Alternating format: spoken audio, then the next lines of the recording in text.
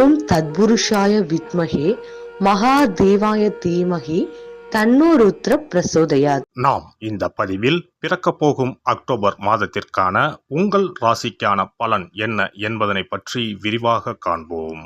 பிறக்கப் போகும் இம்மாதத்தில் உங்கள் வாழ்வில் வளமும் நலமும் செல்வ செழிப்பும் பெற்று வாழ்வில் உயரிய நிலையை அடைய எல்லாம் வல்ல எம்பெருமானை வேண்டி விரும்பி கேட்டுக்கொள்கிறேன்.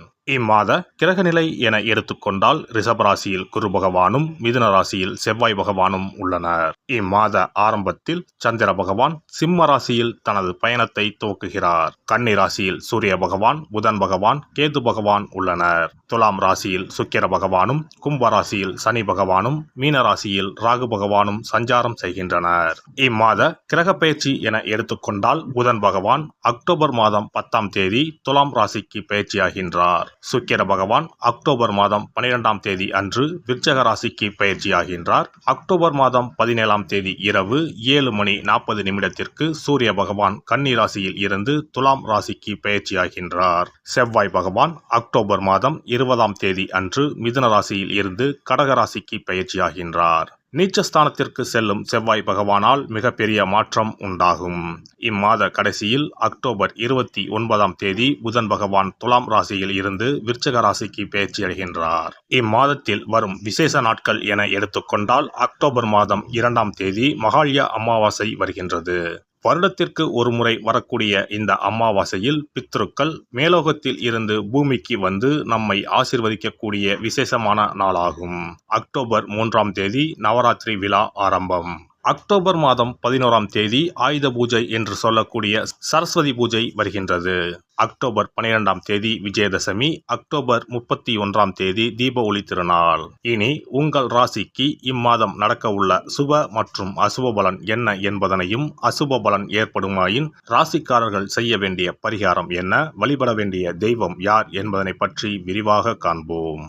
எடுத்த வேலையை கொடுத்த நேரத்தில் செய்து பெயர் எடுக்கும் விருச்சிக ராசி அன்பர்களே, நீங்கள் நிதானமாக செயல்படுவதன் மூலம் பல காரியங்களை சாதிக்க முடியும். இந்த மாதம் அனுகூலமான பலன்களை எதிர்பார்க்கலாம். தனாதிபதி குரு பகவான் 7ஆம் ஸ்தானத்தில் இருப்பதால் தைரியம் அதிகரிக்கும். சகோதரர்கள் வகையில் மிக நல்ல பலனை எதிர்பார்க்கலாம். நினைத்த வசதிகள் கிடைக்கும். எதிலும் லாபம் கிடைக்கும். மனதில் தெம்பு உண்டாகும். வீடு வாகனம் வாங்கும் எண்ணம் கைகூடும். வாக்கு வன்மையால் காரியம் கைகூடும்.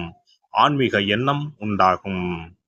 தொழில் வியாபாரம் நல்ல நிலைக்கு உயரும். போட்டிகள் நீங்கும். எதிர்பார்த்த லாபம் கிடைக்கும். தேவையான நிதியுதவியும் கிடைக்கும். உத்தியோகத்தில் இருப்பவர்கள் முன்னேற்றம் காண்பார்கள். நிலுவையில் உள்ள பணம் வந்து சேரும்.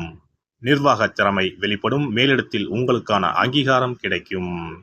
குடும்பத்தில் மகிழ்ச்சியான சூழ்நிலை காணப்படும். வீட்டில் திருமணம் போன்ற சுபகாரியங்கள் நடக்கும். கணவன் மனைவிக்கு இடையே இருந்த கருத்து வேற்றுமை நீங்கும். பிள்ளைகள் மூலம் பெருமை கிடைக்கும். உறவினர்கள் மூலம் உங்களின் செயல்பாடுகளுக்கு ஆதரவு அதிகரிக்கும். பெண்களை பொறுத்தவரை மனோதைரியம் கூடும். சாமர்த்தியமான பேச்சால் எடுத்த காரியங்கள் அனைத்தும் வெற்றி பெறும். கலைத்துறையினரை பொறுத்தவரை நன்மை தீமை பற்றி கவலைப்படாமல் தங்களுக்கு கொடுக்கப்பட்ட பணியை திறம்பட செய்வீர்கள். போட்டிகள் மறையும். ஒப்பந்தங்கள் தொடர்பான காரியங்கள் சாதகமான பலன் தரும். மறைமுக எதிர்ப்புகள் மறையும். உங்களது வார்த்தைக்கு மதிப்புகள் கூடும். அரசியல் துறையினருக்கு கடன் தொடர்பான பிரச்சனைகள் தீரும். பணவரத்து கூடும். மனக்குழப்பம் நீங்கும். திறமையாக செயல்பட்டு பாராட்டு பெறுவீர்கள். சின்ன விஷயத்துக்கு கூட கோபம் வரலாம். நிதானமாக இருப்பது நன்மை தரும். ராகுவின் சஞ்சாரம் பணவரவை தரும். வேற்றுமொழி பேசும் நபரால் நன்மைகள் உண்டாகும். மாணவர்களை பொறுத்தவரை கல்வி நிலை உயரும்.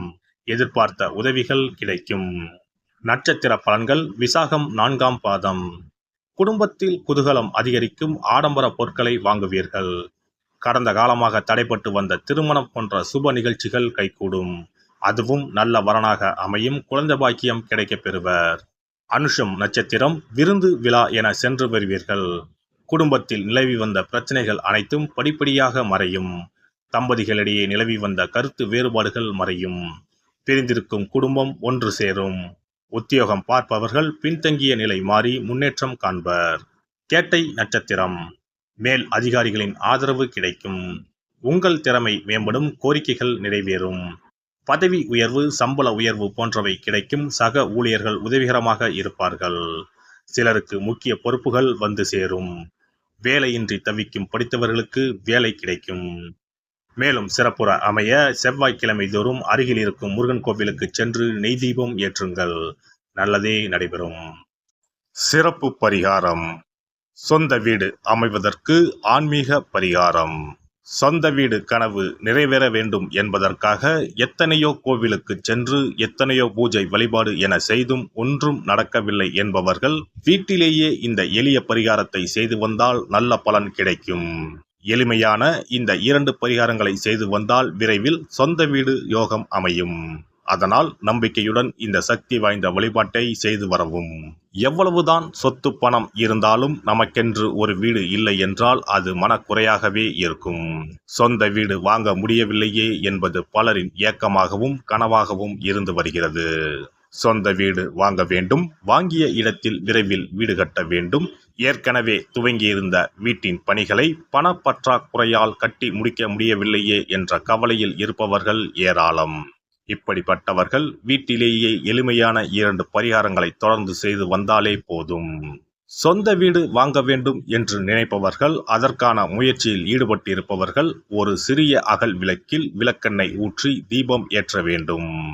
மகா விஷ்ணுவின் அவதாரங்களில் ஒன்றான வாமனரை மனதில் நினைத்து சொந்த வீடு அமைய வேண்டும் என்று பிரார்த்தனை செய்து கொண்டு மாதந்தோறும் வரும் திருவோண நட்சத்திரத்தன்று வீட்டின் அக்னி மூலையான தென்மேற்கு மூலையில் இந்த விளக்கை ஏற்றி வைக்க வேண்டும். அக்னி திசை என்பது மண்ணுக்குரிய திசையாகும். அதாவது அங்காரகன் எனப்படும் செவ்வாய் பகவானுக்கு உரிய திசை இதுவாகும். 3 அடி மண் கேட்டு 3 உலகையும் அளந்தவர் வாமனன். அதனால் அவரை நினைத்து பால் பாயசம் நிவேதனமாக படைத்து வழிபட்டு வந்தால் விரைவில் சொந்த வீடு யோகம் அமையும். மற்றொரு பரிகாரமாக வீட்டில் பயன்படுத்தும் காமாட்சி விளக்கு அல்லது கஜலட்சுமி விளக்கு அல்லது வழக்கமாக பயன்படுத்தும் ஏதாவது ஒரு விளக்கை எடுத்துக்கொள்ளுங்கள். விளக்கை சுத்தம் செய்து மஞ்சள் குங்குமம் வைத்து வாசனை மிகுந்த வெள்ளை நிற பூக்கள் சாற்றுங்கள். பிறகு 5 ரூபாய் நாணயத்தை விளக்கிற்குள் போட்டு நெய் அல்லது எண்ணெய் ஊற்றுங்கள். ஒரு சிறிய தட்டின் மத்தியில் மஞ்சள் குங்கும பொட்டு வைத்து அதன் மீது 5 ரூபாய் நாணயத்தை வைத்து நாம் ஏற்கனவே தயார் செய்த விளக்கை இதில் வைத்து விளக்கினை ஏற்ற வேண்டும். தினமும் காலையில் 6 மணி முதல் 7 மணிக்குள் இந்த விளக்கை ஏற்றி வந்தால் விரைவில் வீடு கட்டுவீர்கள். 5 ரூபாய் நாணயம் என்பது குபேரனுக்கு உரியதாகும். இதை விளக்கில் போட்டு ஏற்றுவதால் வீடு கட்டுவதற்கான அல்லது வீடு வாங்குவதற்கான பணம் ஏதாவது ஒரு வழியில் உங்களுக்கு கிடைக்கும். காலை 6 மணி முதல் 7 மணி வரையிலான நேரம் என்பது ஞாயிற்றுக்கிழமையில் சூரியன், திங்கள் கிழமையில் சந்திரன், செவ்வாய்க்கிழமையில் செவ்வாய், புதன்கிழமையில் புதன், வியாழக்கிழமையில் குரு, வெள்ளிக்கிழமையில் சுக்கிரன், சனிக்கிழமையில் சனி என நவக்கிரகங்களில் பாவ கிரகங்களான ராகு கேதுவை தவிர்த்து மற்ற 7 கிரகங்களையும் குறிக்கும் ஹோரை நேரமாகும். இந்த நேரத்தில் விளக்கு ஏற்றுவதால் நவக்கிரகங்களின் அருள் கிடைத்து பூமி யோகம் உண்டாகும். எந்த ஒரு பரிகாரம் என்றாலும் மனதில் முழு நம்பிக்கையோடும் இறைவனை உறுதியாக வேண்டி வழிபாடு செய்தால் மட்டுமே பலன் தரும். எளிமையான இந்த பரிகாரத்தை தொடர்ந்து செய்து பயன்பெறுங்கள். எல்லாம் வல்ல இறையருளால் நீங்களும் உங்கள் அன்பு குடும்பமும் உடல் நலம், நீலாயுள், நிறை செல்வம், உயர் புகழ், மெய்ஞானம் ஓங்கி வாழ்க வளமுடன். இந்த வீடியோ பதிவு உங்களுக்கு பிடித்திருந்தால் லைக் பண்ணுங்க, கமெண்ட் பண்ணுங்க, ஷேர் பண்ணுங்க, மறக்காம சப்ஸ்கிரைப் பண்ணுங்க, பக்கத்துல இருக்கிற பெல் பட்டனை கிளிக் பண்ணுங்க. நன்றி, வணக்கம். ஓம் நமச்சிவாய. சிவாய நம.